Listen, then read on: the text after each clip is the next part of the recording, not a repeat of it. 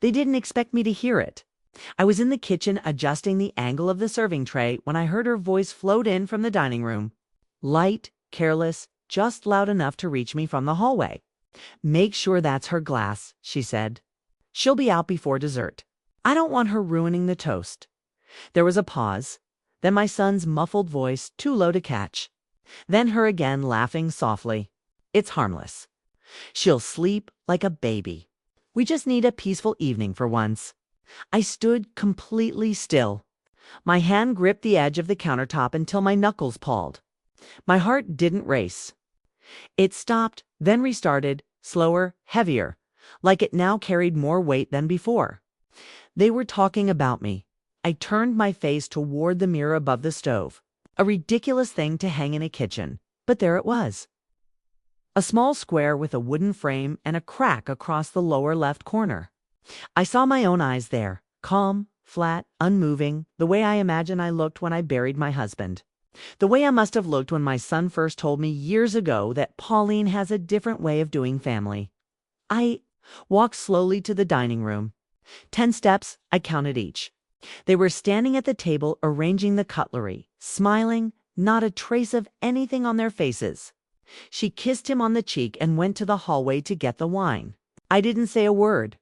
I smiled back, took the water glasses from the table, walked them to the kitchen, poured fresh water, and when I came back, I switched them just like that. Her glass for mine, mine for hers.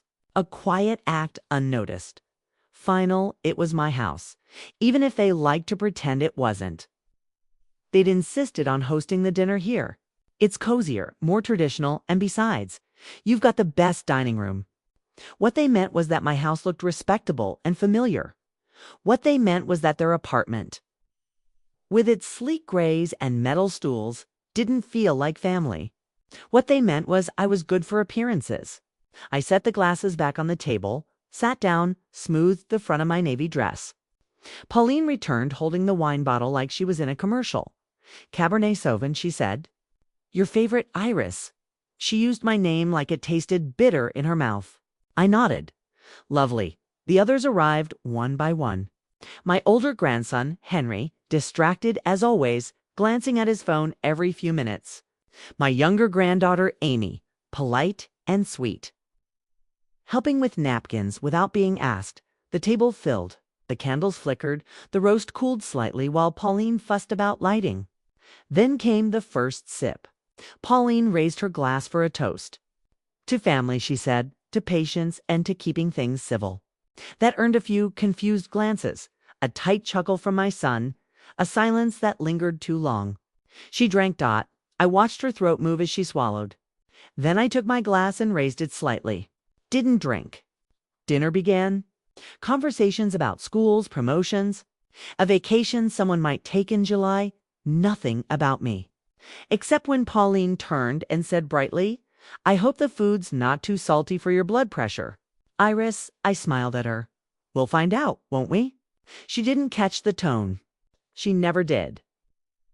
20 minutes later, she started blinking more often, rubbed her temple, sipped more water. Her fork slowed. "Are you all right?" I asked gently, almost kindly. "Fine," she mumbled. "Just tired." Another 10 minutes, and she was pale.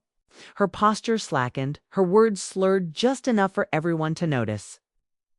But no one said anything until she slumped sideways in her chair. Henry jumped up. Amy gasped. My son stood still. "Pauline," he said.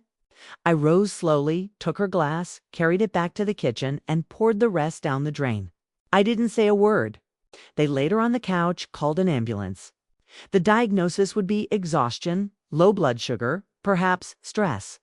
No one would ask what was really in that glass, and I would say nothing. I didn't need to. My son didn't ride in the ambulance. He stayed back, dazed, muttering something about how she's been working too much. I walked him to the door after the medics left. The house was quiet again. "You should rest too, Mom," he said. His eyes didn't meet mine. "I will," I replied. He turned to leave. "I heard you," I said. Then, just that, nothing more. He froze, then walked out into the night, and I closed the door.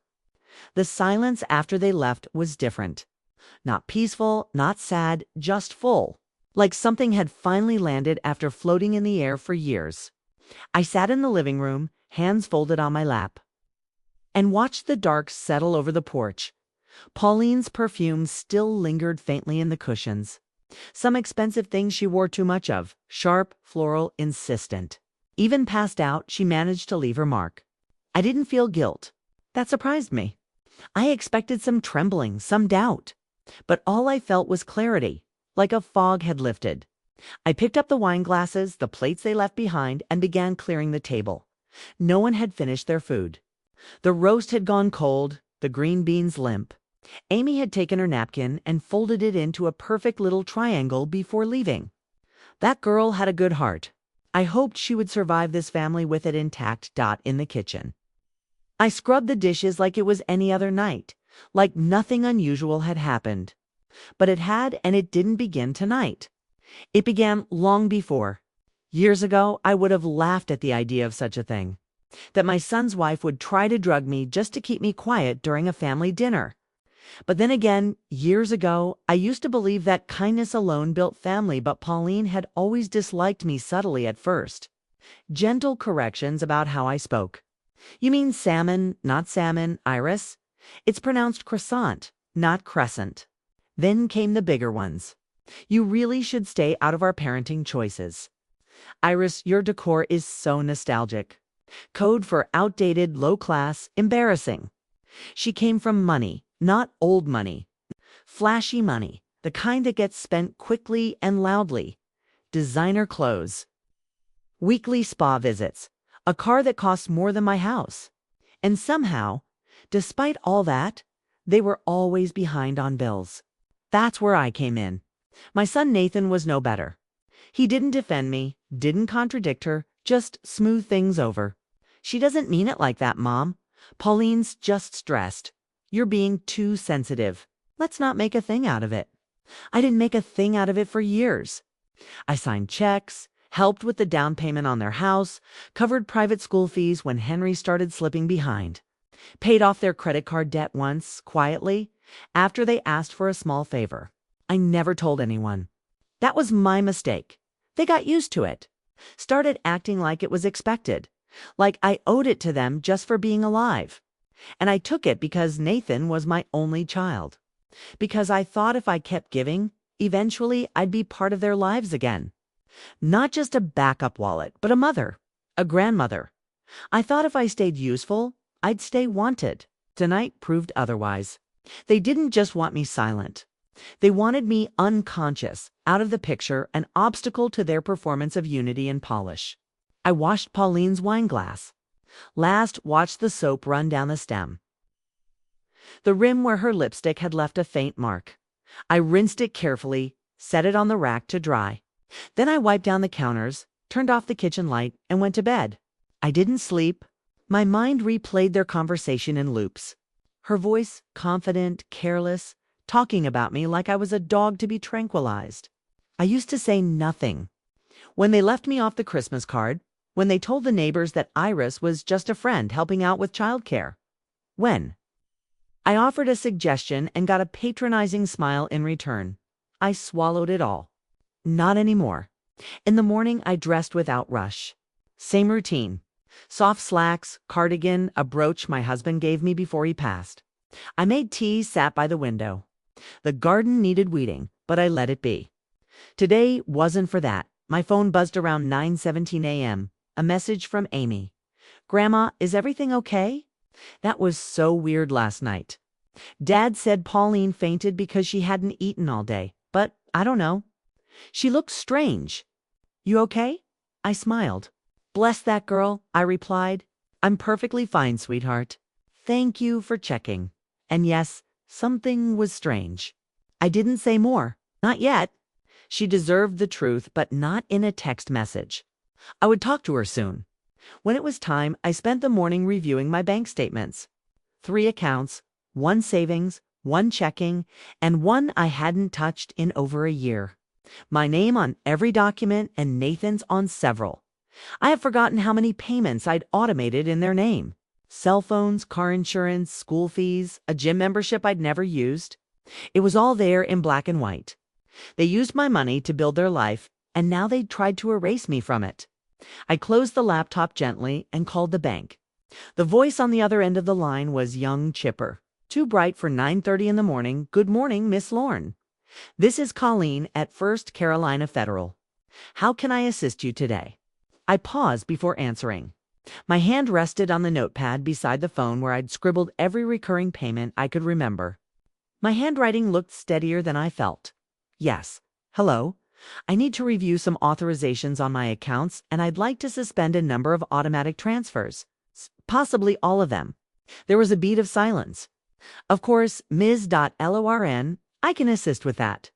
May I verify your identity first? We went through the standard dance, last 4 digits of my social security, the name of my late husband. The answer to a security question I'd forgotten I'd even set. Perfect, she said finally. I see you have 3 active accounts with us. There are currently 72 automatic transactions scheduled. Would you like to cancel specific ones or suspend everything for now? Everything, I said. My voice didn't shake. I'd half expected it to, but it came out clear and steady. I almost didn't recognize it. All right, Colleen replied. Now more serious. I'm initiating a suspension of all scheduled payments, effective immediately. They'll be paused until we receive further instructions from you in writing or in person. I thanked her, hung up, and stared at the phone. So that's how it starts, I thought. Not with a bang, not with a confrontation, just a quiet call to a cheerful stranger, a flip of a switch in some system. And now the bloodline of their finances, their real dependency, was cut off. By lunch, the first text came in. It was from Nathan. Hey, did something happen with the phone plan? Mine's not working. I didn't answer. Let him wonder. I made myself a sandwich. Nothing fancy, just turkey and cheese. I took it out to the porch and sat in the wicker chair with the peeling armrest, the one Pauline always made a face at. Funny, that armrest had outlasted her decency. The air was warm, a little sticky. September always came heavy around here.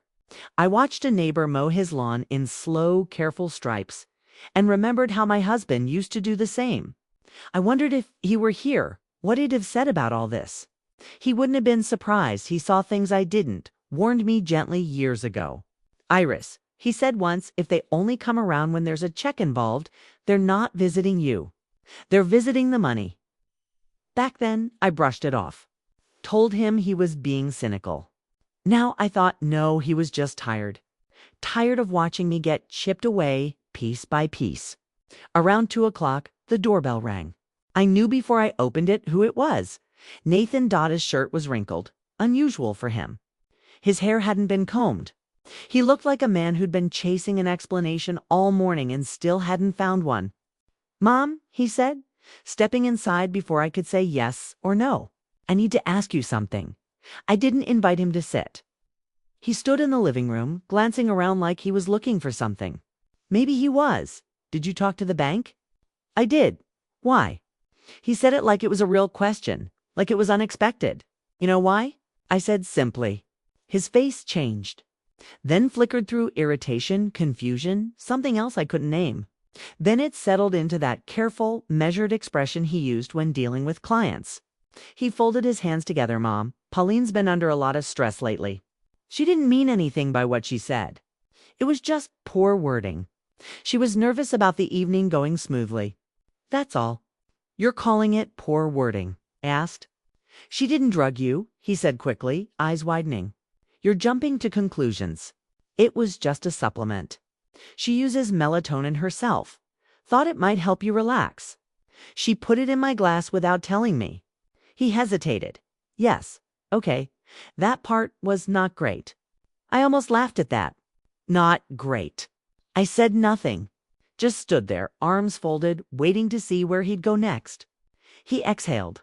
Look, I'm not saying it was the right call, but she thought, we both thought that sometimes these dinners get tense. You know how you get, how I get? I repeated. You make these comments, Mom, about her, about the house, the kids. I pay for the house. I interrupted. That stopped him. I paid the down payment. I paid the mortgage every month for 6 years. I paid for the kids' school, your insurance, Pauline's medical bills. I paid for the groceries when your credit card was declined last spring. I know because the bank called me about it. So if I made a few comments over dinner, I think I earned the right. His mouth open, closed. You've taken my money, I said. And in return, you tried to put me to sleep like an inconvenient child. It wasn't like that. Was it your idea? I asked. Or did you just let her say it and stay quiet? He didn't answer. We stood in silence for a moment. Finally, he asked softer. So that's it. You're cutting us off. I'm cutting myself loose, I said. From the kitchen, the tea kettle started to whistle. I turned calmly and went to pour myself a cup. I used to think silence was strength, that if I kept the peace, held my tongue, smiled when it hurt, I was being noble. That good mothers endure, that decent women forgive, that it's better to be unthanked than to be bitter. That was before I saw my son standing in my living room trying to explain away a drugged wine glass like it was a social slip. After he left, without tea, without an apology, I sat at the kitchen table and stared at the steam rising from my cup. It curled slowly like a quiet goodbye. I didn't cry. I hadn't cried in years. That used to bother me. Now I saw it as proof that I'd stopped expecting tenderness from the people who should have known how to give it. The next day, I opened the drawer in the hallway console, the one I hadn't looked in for years. It held files, warranties, loose batteries, and a thick manila envelope with Nathan's name written in my handwriting. I emptied it out onto the table. There they were. Copies of checks, receipts, loan agreements, never repaid, birthday cards with thank you for everything scribbled next to numbers that had more zer than any gift. Should 17 years of generosity? No, 17 years of trying to buy my place in a family that had slowly decided I was just optional.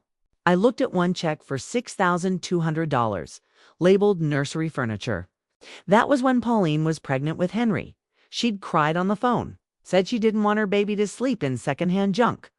I wired the money the same day. Another $12,000 listed as bridge loan until bonus comes through. It never did.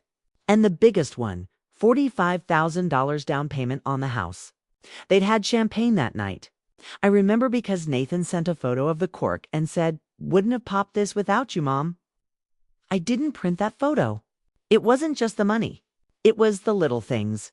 Pauline had a way of correcting me in front of others. "Iris, I think you meant to say autumnal, not just fall.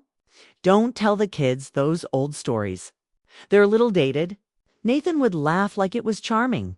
They never hit me, never shouted, just chipped away, slow and soft, till I started doubting my own place at the table. So I stayed quiet. When Henry forgot to call me on my birthday, I said nothing. When Amy's recital went by without an invitation, I pretended I hadn't heard about it. When Pauline planned holidays without even asking if I'd be free, I made other plans alone because it was easier than making a scene, because I thought they'd come around. They didn't. I pulled out a fresh notepad and began writing. Not a letter, not yet, but a list of payments, of dates, of patterns. It was long. At the bottom, I drew a line and wrote one sentence. A person's worth is not measured by what they give, but by how they're treated when they stop giving. Then I picked up the phone and called Amy. She answered on the second ring. "Grandma." Her voice was bright, cautious, like she wasn't sure if I'd be angry. That hurt more than anything. "Hi, sweetheart." I said, "You asked me yesterday if everything was okay." "Yeah, you seem different." "I need to tell you something," I said. "But not over the phone. Can you come by after school?" "Of course," she said immediately. "Do you want me to bring anything?" "Just yourself." She came that afternoon, walked in like she always did, quietly, respectfully, with her backpack slung over one shoulder and that little frown she got when she was thinking hard. We sat at the table. I didn't offer snacks. I didn't ask about school. I just told her the truth, about the glass, about what I heard, about what I did. She didn't speak for a long time. Then she said, "She's been weird with you for years." That surprised me.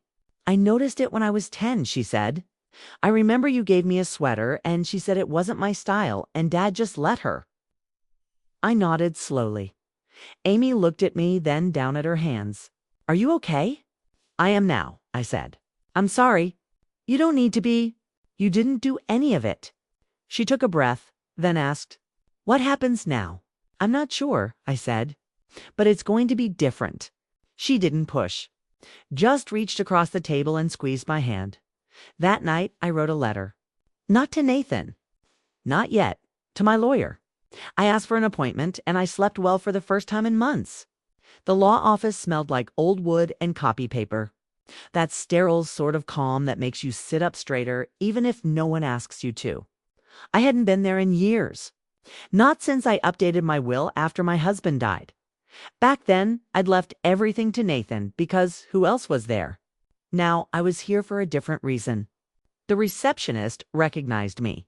She smiled politely, offered tea. I declined. Miss Lauren, Mr. Davidson, we'll see you now. She said a few minutes later. Richard Davidson was nearing 70 himself. Thin, sharpied hands as still as a surgeon's. He'd drawn up my first will back when Nathan was still in high school. We'd been acquaintances for decades, not friends, but familiar in the way small-town professionals often become. Iris, he said warmly, rising as I entered. It's been a while.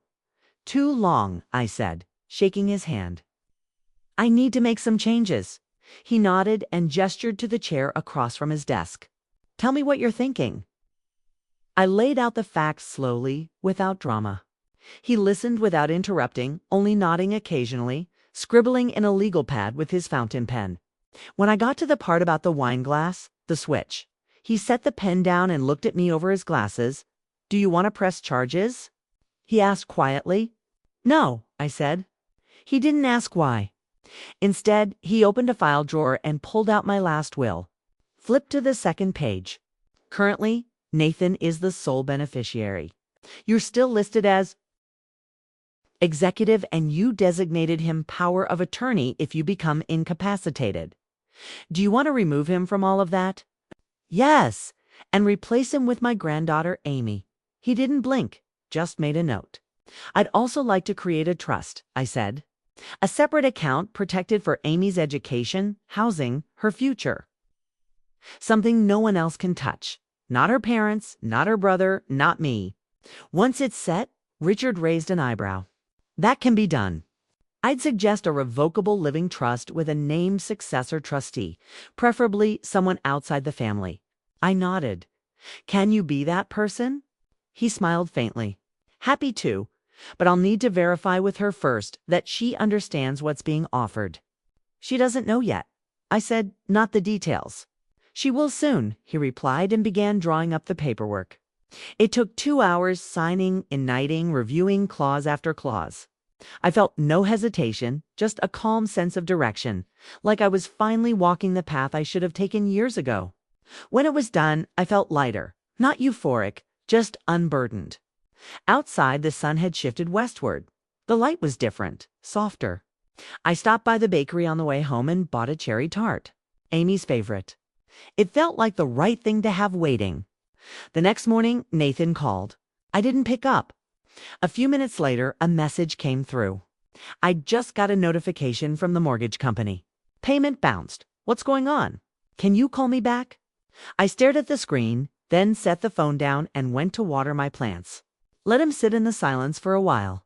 I'd lived in his for years. Later that afternoon, Amy came by again. This time she had a stack of school papers with her and a worried look in her eyes. I think Dad's starting to freak out, she said, dropping into the kitchen chair. I poured her some lemonade. He should have thought about that before letting Pauline put drugs in a wine glass, I said calmly. Amy winced. He says it wasn't like that. I know what I heard. I believe you. I sat across from her and slid the tart across the table. It's cherry, I remembered. She smiled. That same soft, grateful smile I used to get from Nathan when he was a boy. And I made his favorite grilled cheese dot before the distance, before the expectations. I made a decision. I said, I changed my will. Her eyes widened. You what? I took your father out. Removed him as beneficiary, as executive, as power of attorney. I named you instead. Me. Yes, you. And I set up a trust for your future." She sat back, stunned. "Grandma, I don't know what to say." "You don't need to say anything," I said. "Just promise me something. Anything. Don't ever let people take your kindness as permission." Amy nodded. Her eyes were glassy. "I didn't do this to punish them," I said. "I did it because I want what I built to go to someone who sees me, not just what I can give." "I do see you," she whispered. I reached across the table and squeezed her hand. And for the first time in a very long time, I felt like someone's mother again. Not because of what I could provide, but because I was finally being heard. The first bill notice arrived 3 days later. A pale yellow envelope with Nathan's name in bold type, but my address listed as the billing source. A leftover from when I used to handle the mail while they were getting organized. After moving in, I opened it out of habit more than concern. Past due. Mortgage, insurance. One bounced, one suspended. I set the letter on the counter and made myself tea. It wasn't my problem anymore. Later that afternoon, the bank called to confirm the final closure of all recurring transfers. A pleasant woman named Denise read the list back to me. Cell plans, utilities, tuition support, 2 gym memberships, and something labeled Executive Essentials Monthly. I didn't even want to know what that one was. "All canceled," she said. "Would you like printed copies for your records?" "Yes, please," I said. "And could you send them to my attorney as well? Richard Davidson?" "Absolutely." That was that. No ceremony, just a phone call and a quiet eraser of financial strings I had tied myself up in for nearly 2 decades. The silence after felt whole. I didn't realize how much noise I'd been living with. Not just the literal noise of texts, calls, requests, but the mental weight, the invisible math of being generous, of calculating what wouldn't cause a fight, what would earn me just enough inclusion to not feel erased. They used to make it sound like I was doing it all out of obligation. "You're always so generous, Mom," Nathan would say with that gentle tone that now felt like sandpaper. "You've always loved to help." Yes, I had. But I'd also learned to mistake help for currency. A trade for a place at the table. Not anymore. By the weekend, I began rearranging the house slowly. Deliberately. Not redecorating, just reclaiming. I took down the stiff gray curtains Pauline once insisted were more modern. I put the floral ones back up, the ones she rolled her eyes at. I liked them. They reminded me of mornings when my husband was alive making coffee while I tied back the sashes. I packed up a shelf of gifts they'd given me over the years. Mostly things that came with passive-aggressive notes. A book on updating your look. A blender I never used. A necklace too bold for my taste. I put them in a box, labeled it donation, and set it by the door. I was clearing space literally and otherwise. Monday, Amy came over again after school. She found me sitting on the floor in the living room, surrounded by old photo albums. I hadn't looked at them in years. It had always felt too heavy. She sat beside me without asking. "I found some," I said, holding up a page with Nathan at 6, beaming next to a sandcastle. Amy smiled. "He looks like Henry." I nodded. "He used to laugh so loud people turned around in restaurants." Amy traced the edge of the photo. "What happened?" I shook my head. "I don't know the exact day it changed. It wasn't dramatic, just slow. He got older, got smarter, met Pauline. Things started getting small between us, tighter, like he was shrinking away from who we were." "He shouldn't have let her treat you like that," Amy said quietly. No, I agreed. But I let it happen too. I wanted peace more than I wanted truth. We flipped a few more pages. Birthdays, holidays, dot. One picture of me holding baby Amy in a hospital chair, my eyes puffy from crying. I remembered that day. She'd come early. Nathan had panicked. I held her all night while Pauline slept. Amy looked at it for a long time. "I don't remember that," she said. "You were just a few hours old." She hesitated. "Do you ever think about cutting him off completely? Like not talking to him at all?" "I think about it," I said. "But I'm not sure it's about punishment anymore. It's about peace. If he can be in my life without demanding anything from me, I'm open to that. But I won't pay for love anymore. That chapter's over. Amy didn't say anything, just leaned her head lightly against my shoulder. After she left, I got a call from a blocked number. I let it ring, then I listened to the voicemail. Pauline. Her voice sounded strained, forced, too sweet by half. Iris, I think we should talk. There's been some misunderstandings. Nathan told me you've been feeling hurt. That's really unfortunate. I think we could all benefit from clearing the air. Maybe we could do lunch. I replayed the message once just to hear. The way she said unfortunate, as if my feelings were a scheduling conflict. I didn't call back. Not because I was angry, but because I knew what that lunch would be. A performance, an apology laced with conditions, a plea for restoring balance. What she really wanted was access to me, to my money, to my silence. She could keep waiting. That evening, I sat by the window with a blanket and watched the sun dip behind the trees. The porch light clicked on automatically. A soft yellow halo over the chair I'd reclaimed, the one with the peeling armrest. And for the first time in years, I wasn't waiting for a call. I wasn't hoping to be included. I wasn't adjusting myself to fit inside someone else's version of family. I was simply home. And it was enough. The first message from Henry came the next morning. It was short, stiff, polite, like he was writing to a teacher he didn't really like. Hey, Grandma. Dad said you're mad at everyone. Just wanted to say I hope you're okay. I stared at it for a while. The words weren't cruel, but they weren't curious either. No question, no real concern. Just a vague hope that whatever disruption I'd caused would resolve itself and the machinery would keep running smoothly. He'd always been like that. Hands off, a nice boy, but trained early to keep a safe distance from discomfort. I didn't answer. An hour later, Amy called. Henry just texted me. He said you're mad at everyone. I'm not mad, I replied. I'm done. There was a silence on the line, then a soft laugh. Good, she said. Amy had been checking in every day now, not out of obligation that I would have felt, but just being there. Sometimes she came over. Sometimes she called. Once she dropped off a bag of lemons because she said, I made the best lemonade, and she was tired of the bottled kind. I didn't realize how thirsty I'd been for that kind of attention. Simple, quiet, undemanding. That same afternoon, another message came in. This one from Nathan. Can we talk? Not about money, just talk. I didn't reply. Instead, I turned off the phone and went out to the garden. The weeds had gotten bold while I was busy handling everyone else's life. I dug in with my hands, pulled root after root, clearing space for air and sun. It felt good, honest, messy, real. That evening, I baked bread. The house filled with warmth and the smell of something rising. I didn't realize how much I'd missed that. The slow miracle of flour and water becoming something alive again. I sat by the window with a slice. Still warm, no butter, just salt. The porch light flicked on. I didn't look at my phone. When it rang again after dark, I let it go to voicemail. This time the voice was Pauline's mother.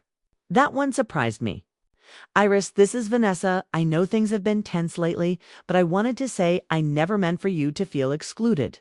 I assumed Nathan and Pauline were involving you in the planning if I had known. She paused. Well, I just wanted to reach out.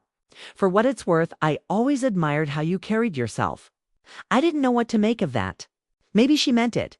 Maybe she just heard about the canceled payments. Either way, it didn't change anything. The next day, the florist delivered a bouquet of white lies. No note, just a typed card. Thinking of you? I snorted. There wasn't a lily in the world that could undo what had been done. I gave the flowers to Mrs. Elkins next door. Her dog had died last week. At least she'd appreciate them. Later that week, I made an appointment at the credit union. Not the same bank Nathan used. I wanted a clean break. A young woman helped me set up a separate account. One for Amy's trust and one just for me. My name only. No shared access, no cosigners. No, just in case. When she asked if I wanted to link any family members for emergency contact, I shook my head. I've already had that emergency, I said. I handled it. Back home, I found a handwritten letter in my mailbox. Amy, she'd written me a real letter on lined paper. Her handwriting was neat, loopy, like mine had once been. She wrote about how things felt strange at home, how Nathan was quieter than usual, how Pauline pretended nothing had happened, how Henry kept asking if I was coming over for Sunday dinner. "They don't get it," she wrote. "They think you're being dramatic or difficult, but I see what's happening. You're setting a line, and I respect it." Then one sentence I read twice. "You taught me how to bake, but now you're teaching me how to have a backbone." I folded the letter and placed it in the drawer where I kept my husband's watch. It's an old church program, and the only photo I still displayed of Nathan as a boy. The next day, I walked to the post office and bought a box of stationery if they were going to start writing. I'd respond in kind, but only to the ones who wrote with truth. Not lies, not voicemails, not white lies hidden in expensive paper. Words, honest ones. I wrote Amy back that evening. No advice, no preaching. Just told her about the bread, about the lies, about the garden finally getting its space again. And I ended with this. Kindness is a gift, sweetheart, but it's not a contract. Never forget the difference. I sealed the letter and smiled. Let the silence stretch on if it wanted. I was no longer afraid of it. The letter from Nathan arrived on a Thursday. Not an email, not a text, a real envelope. My name in his handwriting, careful, almost too neat. Like he'd taken his time, like he wanted the effort to show. I didn't open it right away. I let it sit on the table while I boiled water for tea, sorted the laundry, refolded the kitchen towels. I moved around it, aware of it, in the way you're aware of a sore tooth. Not painful, but persistent. When I finally slid it open, I braced for excuses. But it wasn't that. It started with a sentence I hadn't seen from him in years. "Mom, I'm sorry. No qualifiers, no spin, just that." He went on, said he hadn't realized how much he'd relied on me. How easy it had become to let Pauline run the show while he stayed neutral. He admitted that he heard her that night in the dining room, that he'd been too afraid to stop her. I knew what she meant, and I didn't stop her. I thought it would keep things smooth. I see now what that says about me. He didn't ask for money. He didn't mention the canceled payments. Instead, he wrote about memories. How I used to sing while doing the dishes. How he'd wake up to the smell of coffee and humming. How I made his favorite soup when he had the flu and sat by his bed reading the same book over and over until he fell asleep. Somewhere along the way, I stopped seeing you as a person and started seeing you as a function, a role, a resource. I hate that it took something so ugly for me to realize it. At the end, he asked nothing. He just said he hoped I was okay, that he was trying to understand what came next, that he wanted to earn the right to be in my life again if I'd let him. I folded the letter slowly, set it aside. I didn't know how I felt. I'd spent so long waiting for that kind of apology that now having it, I wasn't sure what to do with it. It didn't erase anything. It didn't make what happened better, but it was something. And maybe it wasn't for me to decide right then what came of it. Later that day, I went into town to see Richard Davidson. The documents for the trust were ready for final signatures. He greeted me with his usual quiet smile. We sat in his office, the thick file between us, and went over everything one more time. "The trust is fully funded," he said, adjusting his glasses. "Disbursement begins when Amy turns 25 with provisions for education and housing before that if needed. All conditions are locked. Only she can access the funds. No cosigners, no transfers." I nodded. "She'll be protected," he added. "You did this right." "She deserves it," I said. Richard hesitated, then added gently, "I've worked with a lot of families over the years, Iris. Most people don't do this. Not unless there's a lot of anger behind it." "There was," I said, "but not anymore." "Not exactly." He didn't press. I signed the last document. Just a name on a line, but it felt like sealing a chapter. On the way out, I stopped by the bakery and picked up 2 pastries. One for me, one for Amy. I didn't know if she'd be by that day, but it felt right. I got home just as the mail truck rolled up. Another envelope. This one from Pauline. I nearly tossed it in the trash without opening it, but I didn't. It was one page, printed, not handwritten, polite, cold. She wrote that she hoped I was well, that she regretted how things had been perceived, and that she wanted to rebuild bridges. She asked to meet for lunch. Her treat, at one of those modern places she loved, where everything was plated on stone and tasted like salt and air. There was no apology, only optics. I folded the letter once and slid it into the drawer where I kept coupons and spare batteries. A waiting room for things I didn't know what to do with yet. That evening, Amy came by. I handed her the pastry and told her the trust was official. She stared at me. "What does that mean?" "It means no one can take your future from you," I said. "Not even you, if you're being foolish." She laughed, then paused. "Is it a lot?" "It's enough," I said. She didn't ask for numbers. I liked that about her. We sat on the porch eating, watching the last light leave the sky. "Dad wrote me a letter," I said eventually. She looked over, and I believe he means it. But believing someone's regret doesn't mean you hand them a key again. She nodded. "Do you think you'll forgive him?" "I already did," I said. "But that doesn't mean I'm letting him back in the house." Amy didn't argue. We finished our pastries in silence, the kind that doesn't ache. That night I slept with a window open. The air was cooler now. September was shifting toward fall. The kind of fall I liked. Not autumnal, not curated, just plain honest weather. I woke up once around midnight and stood by the window. The street was empty, no cars, no footsteps, just the hum of quiet houses. Mine no longer felt like a waiting room. It felt like a home again. I wasn't expecting them to show up at my door. Not like that.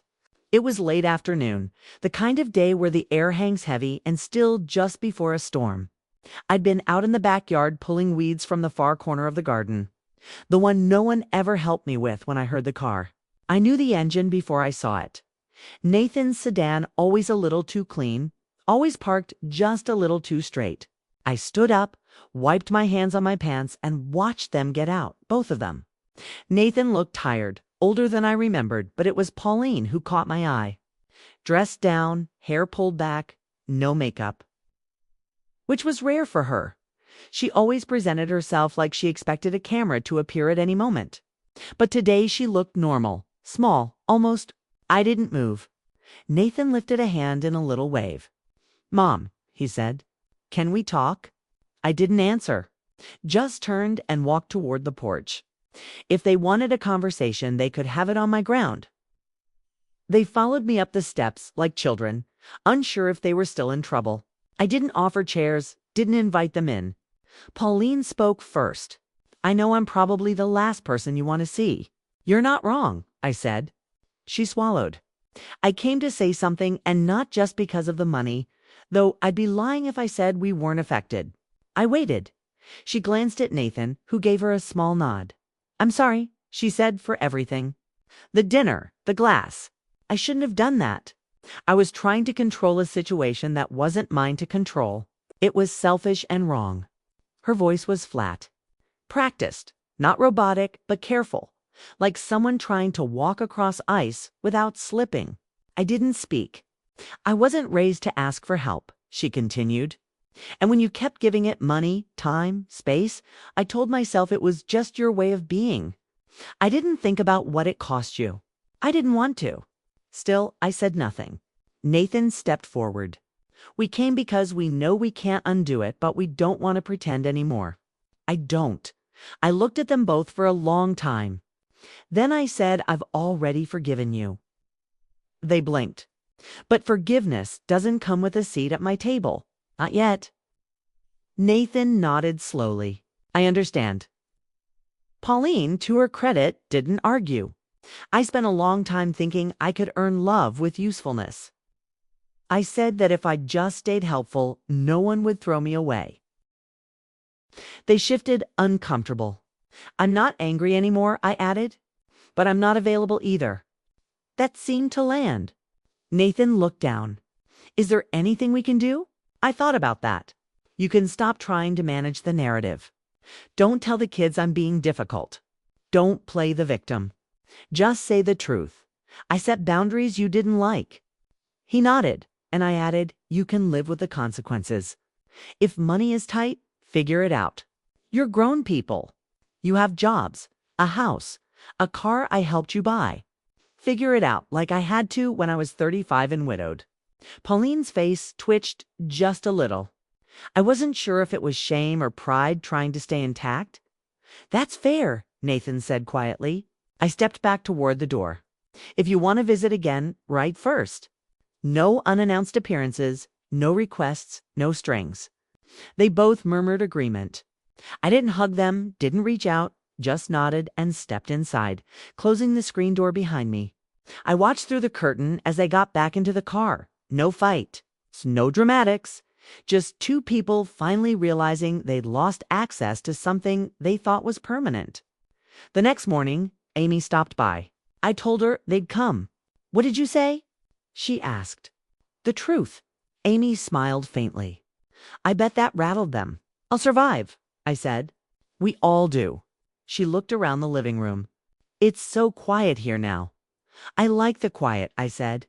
It tells me when someone's voice matters. That afternoon, I sat down with a new notepad. I started a list not of payments, but of things I wanted, small things. Take a pottery class, visit the Arboretum in Raleigh, find my old recipe for lemon bars, and see if it's still as good as I remember. I hadn't made a list like that in years. I've always made lists for others. Shopping, bills, gifts, favors. This one was mine, and it felt like a beginning. Freedom doesn't always arrive with fireworks. Sometimes it creeps in slowly, like light under a closed door. That's how it felt the morning after they came. I woke up before the sun. No alarm, no reason, just eyes open, body rested. I got up, made coffee the old-fashioned way, and sat on the porch with a blanket over my knees. The street was still asleep. No cars, no sprinklers, no barking dogs, just stillness, and me in it. Not as an intruder, not as a prop, but as the owner of my own time. I watched the light grow inch by inch across the yard. Pale at first, then gold dot, the kind of morning you notice more when you're not distracted by what others need from you. I wasn't weak. I was patient. That's the part no one understood. They thought my silence meant agreement, that my quiet was consent. But it wasn't. It was endurance. It was a long-held breath. And now I was exhaling finally, fully. After breakfast, I cleaned out the hallway closet. Not out of necessity, just because I wanted the space. I found coats that didn't fit. Board games, no one played. A pair of shoes Nathan gave me years ago that pinched my toes but looked appropriate for formal events. Into the donation bag they went. I kept one thing, though, an old sweater with fraying sleeves. My husband's, it still smelled faintly of cedar and something warm I could never name. I held it for a moment, then folded it neatly and set it on the bed. Some things you keep not for function, but for memory. Around noon, Amy called. You sound good, she said, halfway surprised. I feel good. Did they say anything after they left? No, I said, and that's just fine. I didn't need follow-ups. I didn't need explanations. They'd had their moment. I'd had mine. The rest would take care of itself. Or it wouldn't. That part wasn't up to me anymore. After we hung up, I drove to the nursery. Bought herbs for the garden. Basil, thyme, lavender, simple things. But I'd neglected that corner of my life for too long. I wanted to grow something that didn't require apology. Back home, I spent the afternoon planting. Hands in the dirt, sun on my back. The kind of quiet work that makes you forget you ever worried about things like bank statements or strained smiles over roast beef. The phone rang once, Nathan again. I let it go to voicemail. He didn't leave a message this time. That, I decided, was progress. Later, I opened the drawer where I'd kept his letter, reread it. Still honest, still painful, but less sharp now, like a wound that had scabbed over. I put it back, then picked up the letter Amy wrote and read that again. 2. I found myself smiling at the line about the backbone. She was growing one, too, and that mattered more than anything else. That night, I cooked for myself. Not leftovers, not something frozen. Real food. Fresh pasta with tomatoes and garlic and a little too much olive oil. I ate it slowly at the table with music playing low from the kitchen radio. No one interrupted. No one asked for seconds. No one picked at the food or said it was a bit heavy. Just me eating, living. It struck me mid-bite how rare that had become. For years, I'd been a provider, a buffer, a quiet shadow in the background of someone else's life, the dependable one, the helper. The bank dot now, I was just a woman with a plate of pasta, a glass of wine, and a house that no longer echoed with quiet resentment. I thought back to that night, the dinner, the glass, the slow collapse of pretense. I remembered Pauline's face just before she slumped in Nathan's panic and my own calm. How still I'd been, not vengeful, not angry, just done. Some people need drama to end a story. I needed stillness. That was my exit and my return. I went to bed early that night, not out of exhaustion, but because I could. Because no one needed me to stay up to answer questions or transfer money or listen to complaints about other people's choices. Because peace, when it finally comes, asks nothing of you except presence. And I was fully present for once in my own life. When I turned off the light, I thought to myself, almost absently, they thought I was weak. But I was patient, and I was right. 2 weeks passed without a word. No texts, no visits, no apologies wrapped in flowers or guilt disguised as concern. And it was the most peace I'd had in years.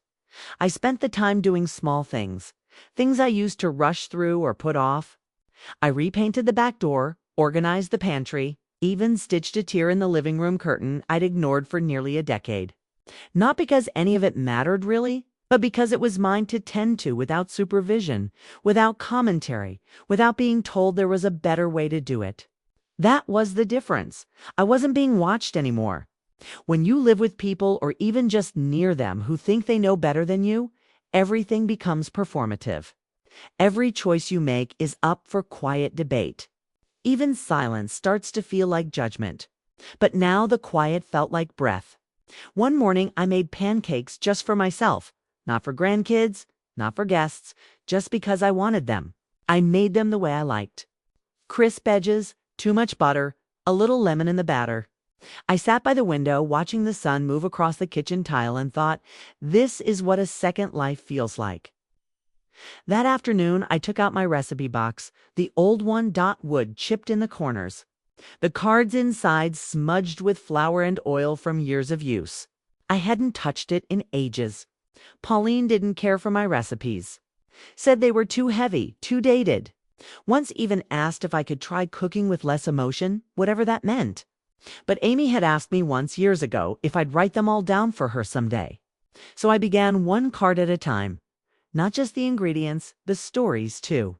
Where the recipe came from, who loved it most when it was usually made.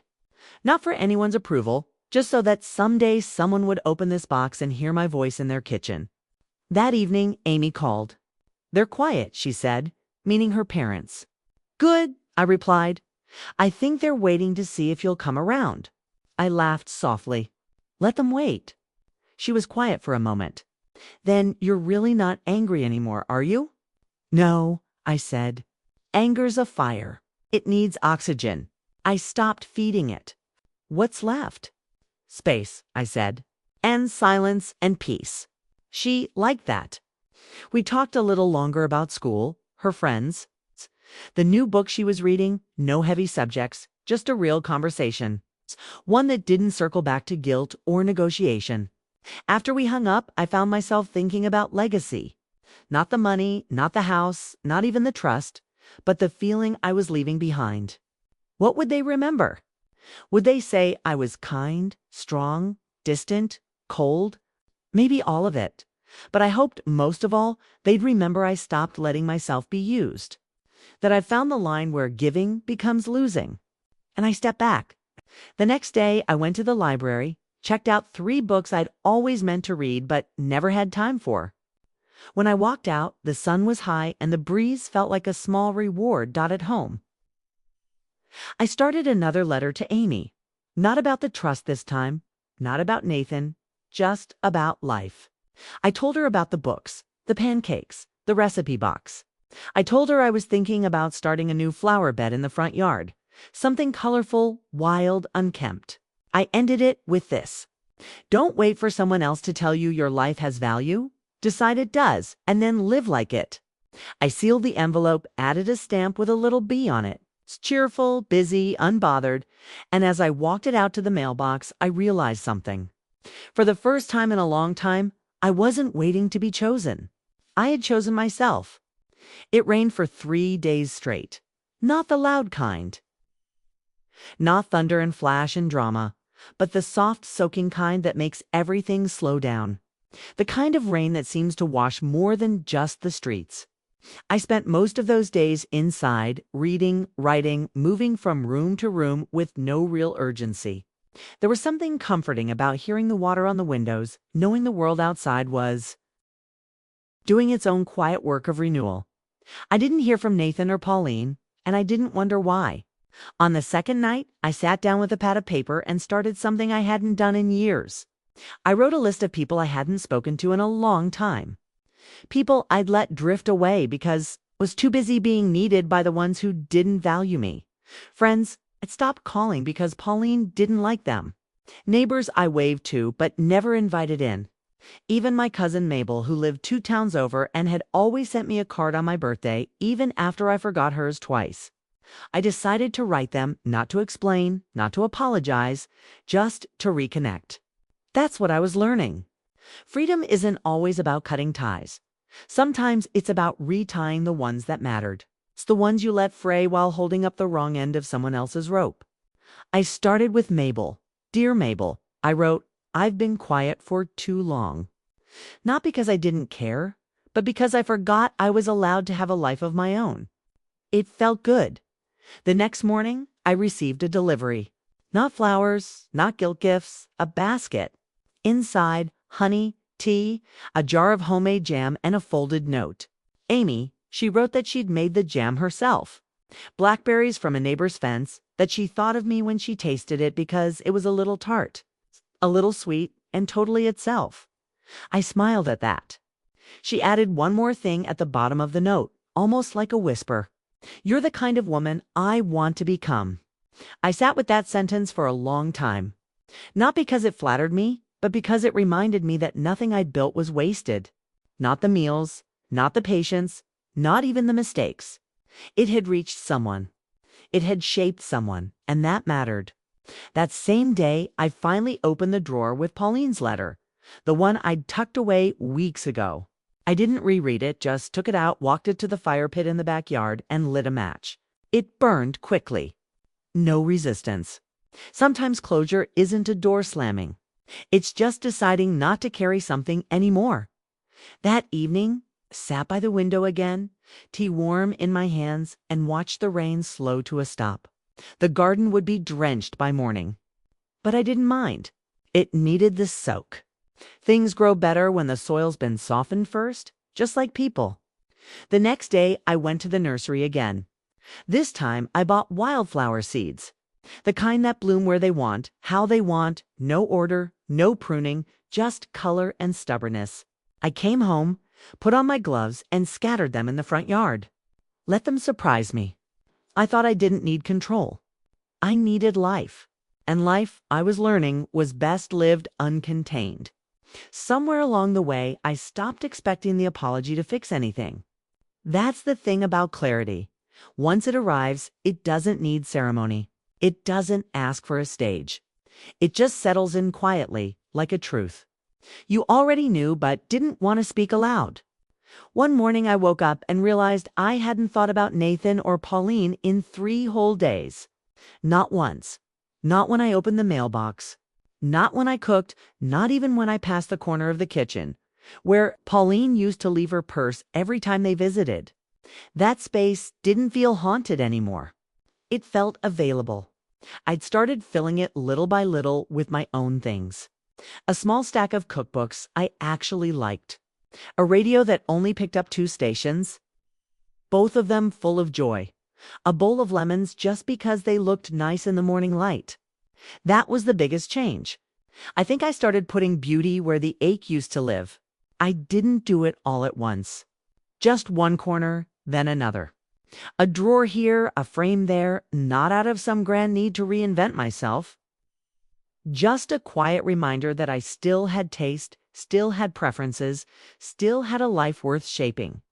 Amy noticed first. She came by with a pile of books from her literature class and stopped short in the hallway. "Did you move the chairs?" she asked. I nodded. They never really belonged there. Always too stiff. "It looks better like this," she said. And then with that soft curiosity I'd come to admire in her. "Do you feel different now?" I didn't answer right away, but later that evening I thought about it.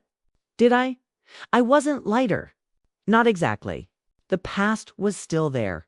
The memories didn't vanish, but I felt steadier, like a house that's finally been repaired after years of patchwork. Nothing flashy, just sound solid, my own. That weekend I got a letter from Mabel. 3 pages, front and back. She wrote about her arthritis, her neighbor's runaway cat, the church choir's new director who insisted on modern songs that sound like someone yelling underwater. She also wrote this: "I don't know what made you reach out after all this time, but I'm glad you did. We forget we have choices. Then one day we remember we can call someone who makes us laugh. And just like that, the world gets wider again." I cried reading that. Not from sadness, from recognition. That was the thing, wasn't it? The world was wide, but I had made mine small, trying to stay wanted by people who only saw me when they needed something. Now I was letting it widen again. Amy and I started walking in the evenings. Nothing far, just around the block, sometimes to the park. She told me about her friends, her plans, a boy she liked who didn't like her back. "Which is fine," she said, "because I don't want to teach someone how to see me." That stopped me in my tracks. I turned and looked at her. Really looked. "You already know that?" I asked. She nodded. "You taught me." And I suppose I had. Not with speeches. Not with lectures, but with choices. By saying no when it counted. By choosing peace over performance. By walking away without burning down the house on my way out. That night I wrote her a new letter. Slipped it under her windshield when she wasn't looking. In it I wrote, "Strength isn't what people see when you raise your voice. It's what you learn to carry quietly, and more importantly, what you learn to set down." I watched from the window as she found it the next morning. She smiled, didn't even open it right away, just tucked it into her bag and drove off. She trusted the words could wait. The wildflowers started coming up that week. Just small green shoots, brave and messy with no sense of direction. I bent down, brushed the dirt gently, and smiled. No one told them where to grow. They just decided to. A letter arrived addressed only to Mom. The handwriting was Nathan's, not as careful as the last time. A little rushed, a little messier, but still his. I opened it without hesitation this time.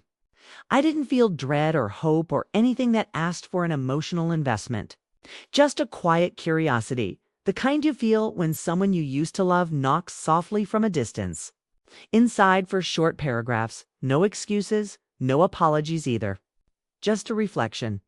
He wrote that the house felt different now, that Amy talked to him less, that Henry had started asking questions, not accusing, just observing, that Pauline cried sometimes, not from guilt, but from fear of what they'd lost, of what they couldn't get back. He didn't ask for forgiveness. He asked for understanding. "I know now that there's a difference," he wrote, "between being sorry and becoming different. I'm trying for the second one." He ended the letter by saying he'd stopped looking at the bank app every morning, that the silence in that space used to feel like punishment, and now it felt like the only honest thing we'd shared in years. I folded the letter once, set it on the counter, didn't rush to answer. Maybe I wouldn't at all. Not everything requires a response.